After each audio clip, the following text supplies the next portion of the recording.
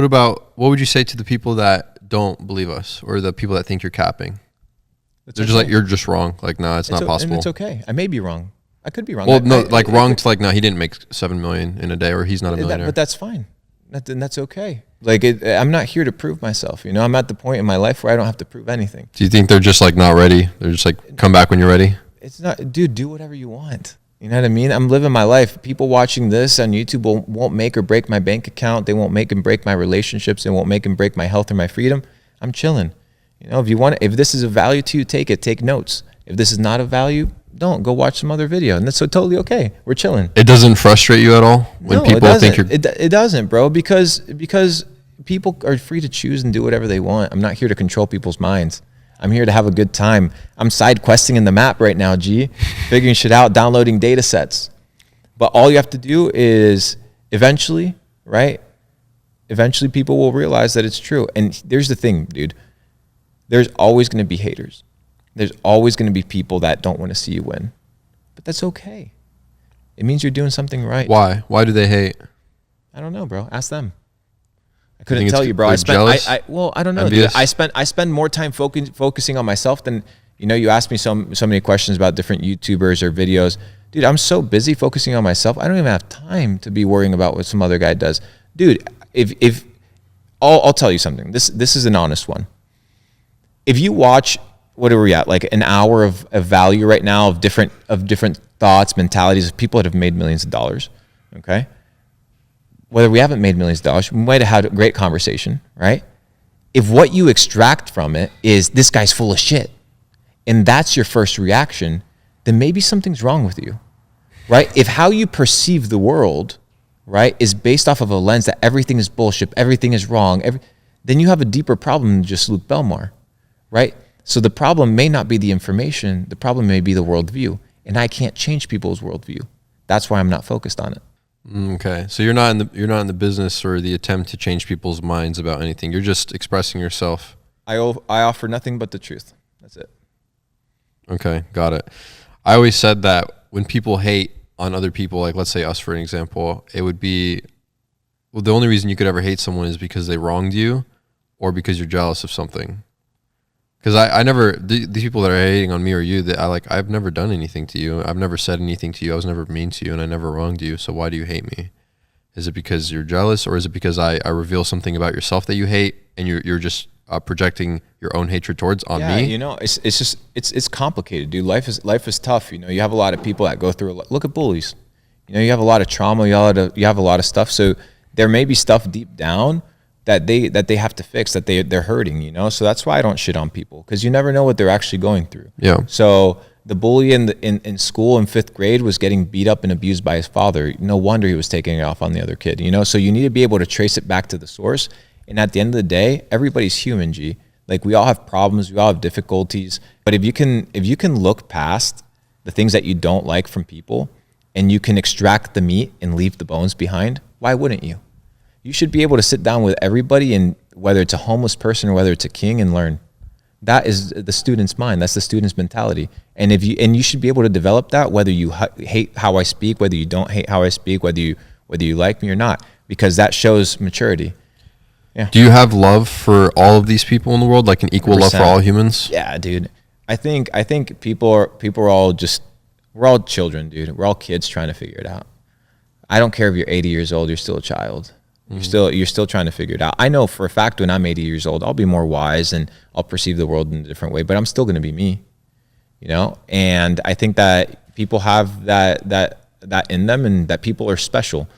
And that's why, you know, when I was live streaming, and when I was looking at certain type of like red pill content that really like bashes the other side or bashes people, I don't like it. You know why? Because when you evaluate that person that you're shitting on, or that you're reacting to, or that you're looking at, you need to ask yourself, do I actually care about this person, right? If this person is living this life this lifestyle that's a lie, or what they're doing is ridiculous, do you care enough to sympathize with this person and actually figure out what's actually going on in their life?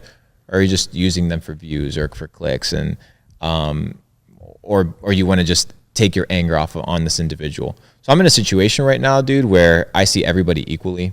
I I see everybody as a character in the video game. And if people want to join us on this journey of leveling up, they're welcome. And if they don't want to, so be it. It's all good, bro. It's all good. It's not a big deal. Suit yourself. So what is some secret sauce?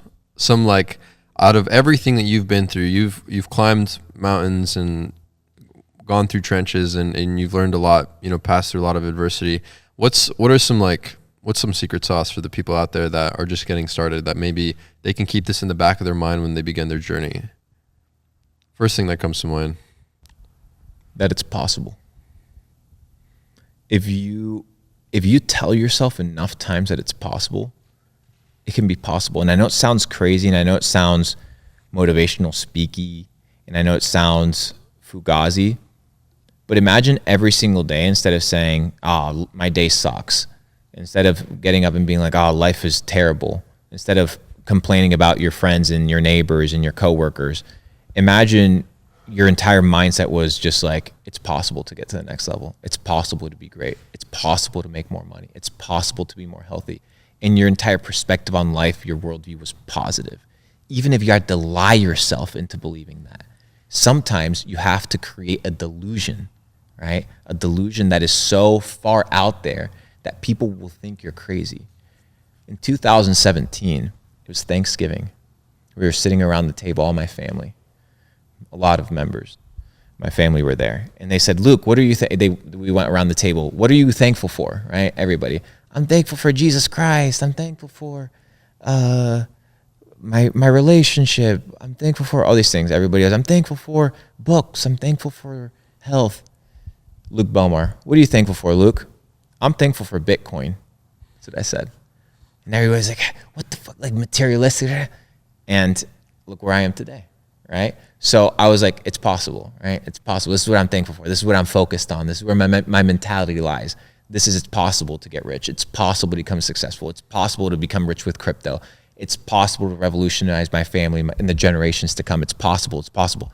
To the point where I believed it so much that it became true, right? And it became true because I made it become true. It wasn't a fairy tale, but you will it into existence by reprogramming your mind. Your mind is programmable. The question is, who will program it? Will you program your mind, or will your mind be programmed by other men, by circumstances around you? Weak men think that the circumstances that are around them are created by chance, right? That it's just random, it's accidental. It's an accident. But then you have the people that understand that circumstances are created. They don't just occur, they are created. That you then have the ability to create the circumstances in the life that you want. So if you're currently living in circumstances that are not ideal for you, create the circumstances that you want. I can? Yes, you can. But you have to believe that it's possible, right? So understanding that it's possible by doing what? Reprogramming your mind. The Bible says it. Be transformed by what? The renewal of your mind. Right? The Bible says it. Be transformed. So transform who you are by renewing your mind. Sometimes you have to hit reset on the computer. Sometimes you have to hit update. But people are running on the same trains of thoughts and the same information that gave them the problems in the first place. No wonder you're fucked up. You're not learning new data sets. You're not learning new information. You're not becoming a new person. Believe and you will achieve. Learning new data sets. Can you tell people what that means? You gave me this advice and it really actually opened my mind in Dick's Sporting Goods. So, I was talking to you because we spent a couple days together now, and I was like asking you about your travels and things of this nature, how one of your dreams is to go overseas with your girl to adventure Europe and like experience that for the first time. I'm like, okay, so I'm sitting across a kid that's worth a couple $1,000,000. He's doing really well. He has passive income. He's getting a house built. He's doing well. Why hasn't he traveled more? Right? So I wanted to convey to you the information and the value of data sets. So what are data sets? Data sets are things that you learn as you venture the map, right? So we live in a quest map. You have the quest, but you have your main quest. Your main quest may be to get married, to get rich, to get 1 million subs, which I believe you will be doing very, very soon. I think you're doing a great job, by the way. Thank you. Whatever that main quest is, there's times where you need to take side quests. And these side quests are going to allow you to get power-ups. They're going to allow you to get secret information. They're going to allow you to meet secret individuals that, had you not taken these side quests that are going to make you more powerful to complete the main quest, you would have not unlocked. Life is just a fucking video game, ladies and gentlemen. So now you're in a situation where side questing becomes important because it's going to give you new data sets as to how to achieve the main quest in a more effective and efficient manner, right? So I'm here side questing in Singapore. I was counting this morning. I did 11 countries this year. I did Croatia, Montenegro, Albania, Greece, Romania, Hungary, the UK, Spain. I'm doing Singapore this year, Thailand, Mexico, and of course the US. So this year I side quested a lot. And the reason I side quest, because there's different energy and there's different information and there's different people in different places. So side quest is extremely important. Get out of your little bubble. There's more information out there, and understand that if you're dealing with problems in your life, that most of them are self-assigned, self-attributed problems, that you have to have new information. You can't solve the problems in your life with the same information that gave you those problems in the first place. You need new information. So go hunt for that information, because truth is not easy to find. It's there, but narrow is the path, right? That leads to salvation. And broad is the path that leads to destruction. So you need to be able to go and hunt for truth. And that's part of the side quest. That is the journey of Capital Club. That's the journey of achieving your fullest potential. That's the beauty, bro. And it's living life on our own terms. Yeah. And have you received any data sets from Arizona as a side quest? Dude, I have actually. I've realized that there's a lot of talented people here, and that I would enjoy spending more time here. I think it's a more developed city than I thought. Phenomenal food, fantastic food, great weather during like August, September, October, November times. So I would definitely side quest more often here for sure. Okay. What other states? I want to visit California properly. You know, I've only been to LA. I haven't given No, like LA is not a good place to. Exactly. So what I'm saying is I want to side quest California a little bit more. What do you think, Woody? Proper? Nebraska. He's from Nebraska. My new videographer is from Nebraska, so I got to go to the cornfields. Have you been to Washington? I have not. You should go there too. Wyoming. I haven't done a whole lot of US. I'm gonna be more intentional this year. But the issue is, since I live in Puerto Rico and I have 168 days out of the year that I have to be in Puerto Rico for tax reasons in order to qualify for the 0% tax, I don't want to spend the other 160 whatever days that I have left, or whatever the remaining time is, 186 whatever it is, side questing in the US. I want to go to new countries. I want to go to new territories. Like next year, 2023, I think I'm going to spend a month in Japan. I'm just going to get like a dojo or something in the foot of Mount Fuji or something and just go train. Train what? On myself. I don't know. We'll figure it out. But I kind of want to do some side questing shit. Some like intense physical training, disconnect from the internet. I kind of like want to live with monks for a time. When was the last time we were fully disconnected from any sort of electricity, Wi-Fi, massive amounts of dopamine hits? I think it would be very revealing to oneself to be in solitary and in peace for extended periods of time. So I want to experience that. That sounds very enjoyable. Yeah, dude, why not? You'll have to join me, dude. You won't be able to shave your head because you have some of the most luscious hair in all of YouTube, but we might have to shave. We have to shave it off to level up. But I want to do stuff like climb Mount Everest. I want to go, you know who Wim Hof is, right? The Iceman, the guy that does like the breathing techniques. Have you heard of Wim Hof? I think I've heard of Wim Hof breathing. Okay, so Wim Hof basically developed breathing techniques that allow him to do superhuman things. Not unhuman things, superhuman things, because the human body is limitless and has infinite potential, as he teaches. And basically he has like a training camp that puts you in the cold and he makes you climb mountains in the snow in your underwear and in your shorts and puts you in freezing temperatures. So I want to go through some sort of experience with him to develop kind of like the physical conditioning, because I think the physical kind of challenge of developing yourself is extremely important for the fortitude of the mind. And I think people are not resilient and they can't accomplish their goals. It's because they're weak-minded.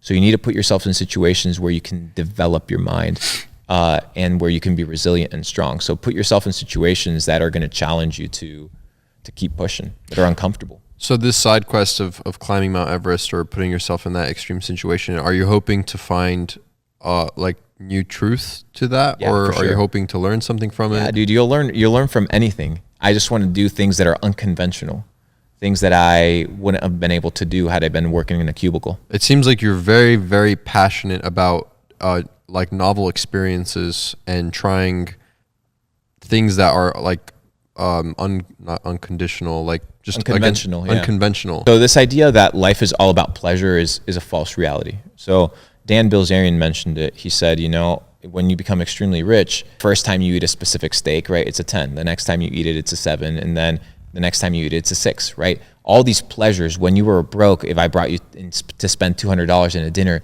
you would trip ass. Now it's just like, whatever, here's the card, right? So there's some sort of desensitization to privilege. There's a desensitization to beautiful experiences. So when you put yourself in circumstances that are uncomfortable, you create the artificial scenario where now you take the things that you used to have and you don't take them for granted, right? You start valuing them more, right? You spend 2 months away from your girl. Now you value her more than if you saw her every single day at all times, right? Because familiarity breeds contempt, which is this idea of you take for granted the things that you're familiar with.